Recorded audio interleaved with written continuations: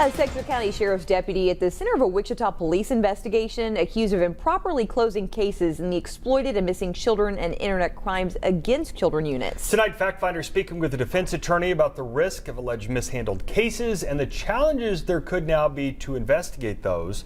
Investigator Dylan Domang joins us with more. Dylan? Mike, Rachel, there's still a lot we don't know about the investigation, why those cases were closed. What we do know is that this is a criminal investigation, but defense attorney Dan Monett says if child abuse cases were not thoroughly investigated and closed properly, a risk is that evidence such as drug testing, DNA, or video footage could have become lost, destroyed, or even overwritten.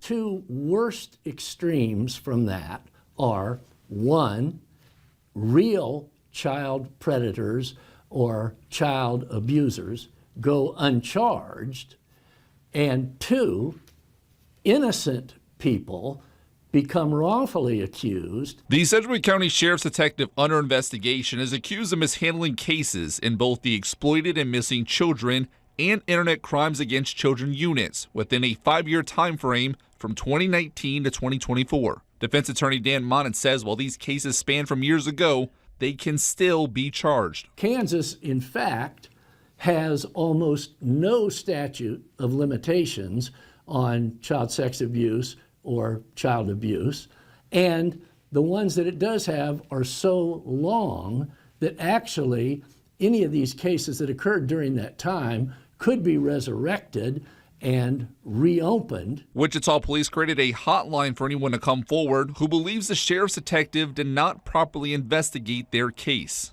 Monett says there may be those out there that have been waiting years for an update, but added that finding those involved could be difficult for investigators. Witnesses become harder and harder to find, and their memories become harder and harder to rely on.